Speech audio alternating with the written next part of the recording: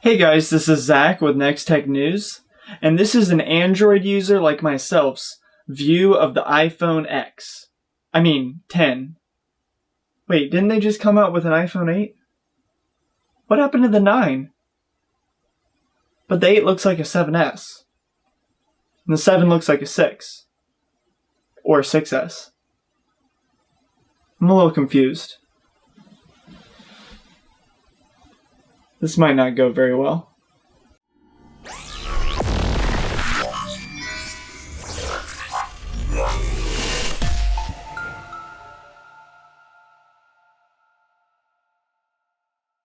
Earlier today, Apple had its launch event of the iPhone, where they announced all the new things iPhone. They also added in their 4K HDR Apple TV, which is kind of interesting. It wasn't an extremely overpriced price, I guess, for what it was. Plus, they announced the third version of the Apple Watch, which again wasn't super interesting to me just because it looks exactly the same as the two watches before it, but adding cellular is a nice touch and I'm sure it will do very well.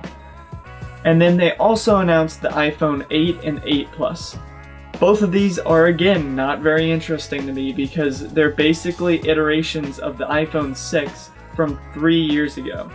In 2014, they came out with the iPhone 6, and basically they came out with the 6, the 6S, the 7, and now the 8, and they've all been the exact same design. I bet you can even find an iPhone 6 case that will work for an iPhone 8. Just depends on how big the camera hole is in the back of it, because basically they're the same measurements. The only thing now that has changed with the iPhone 8 versus the iPhone 7 is that it has a glass back and it has updated specs on the inside as well as wireless charging, which again is a nice touch, and I am glad Apple has finally added wireless charging to all of their phones, because all that means for the rest of us, including all Android users, is that we're going to start seeing more wireless charging options everywhere we go, because you know everyone wants to follow the Apple. But they also announced the iPhone 10, which don't ask me what happened to the iPhone 9, but anyways, it's the iPhone 10, not the iPhone X, the iPhone 10. This phone, on the other hand, has me pretty interested, and for good reason. It has a very similar look to the Essential phone that came out like a month ago, and it looks stunning. I think this design is by far what I want to see the rest of the industry going towards, and don't get me wrong, Android is getting very close. I am an avid Android user, and just to put that in perspective, I have a Pixel in my hand. Definitely not the prettiest phone by any means whatsoever, but it just works beautifully. I love my Pixel because I really love the software experience on my Pixel. And that's what I wanted to talk about. I've been an Android user for, I want to say I've used Android now since the HTC One M7, which was originally just called HTC One. And that was a great Android phone. And ever since that phone, I've been on Android. And that's just because since that phone, I thought Android was the better phone. Before the M7, I had an iPhone 4S, and I thought that was a great phone. I think the iPhone 4S and 4 series was like the pinnacle of iPhone. It's when they were still ahead of Android in a lot of areas. But after that, they seemed to slide quite a bit. They didn't really innovate as much as they used to, and they've been kind of playing catch up ever since, in my opinion. And don't get me wrong, this iPhone X is definitely playing catch up in a lot of areas. For example, wireless charging, face unlock, dual cameras, and a bezel-free display. The design of the iPhone X is what has me most intrigued. Plus, I know that the performance is always going to be very good, no matter what, because when you control both the software and the hardware, it's extremely easy to make the performance of the phone extremely good. I will never argue that an iPhone doesn't perform well. I'm a very avid Android user and I love it very much, but that's just a dumb argument to have. There are other areas that you can argue with, and the main one is price. I think the iPhone X is extremely overpriced for what it is. In my opinion, the iPhone 8 and 8 Plus shouldn't exist, and the iPhone 10 should be the only thing that exists. That is the phone that should be starting at $699. Not the iPhone 8, not the iPhone 8 Plus, the iPhone 10 should be starting at $699 because it is the new iPhone.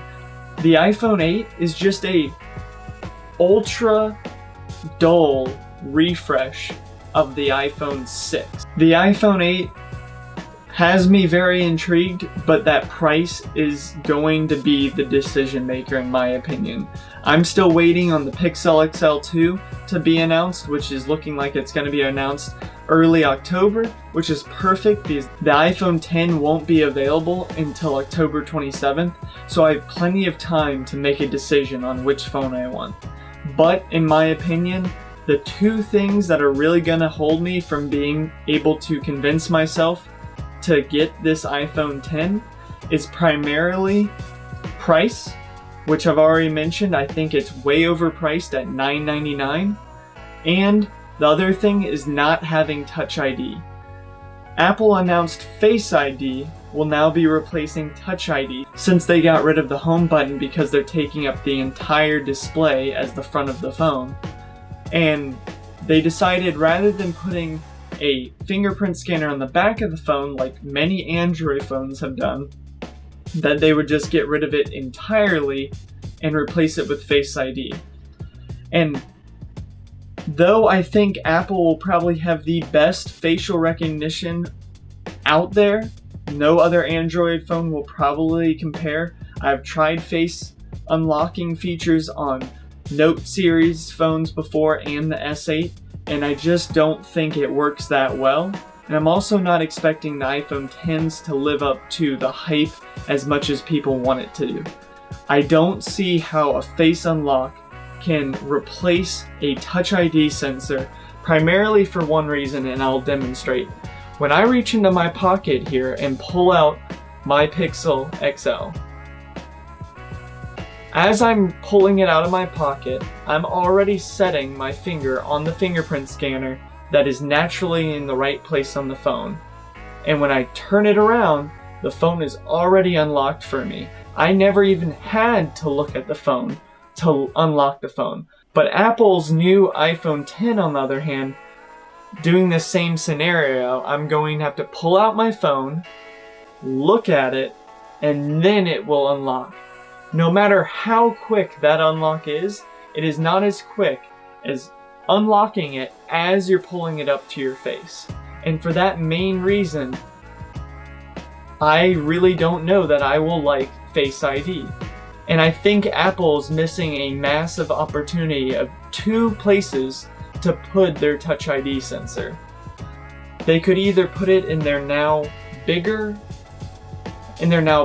power button, which Sony has done in the past, where they have a power button on the side that is your fingerprint scanner, or the bigger one, which I don't get why they haven't done from the beginning, is why not replace the little Apple logo on the back of the phone with a Touch ID sensor? You could leave it completely flush, you could have nothing there that says it except that it looks like an Apple logo.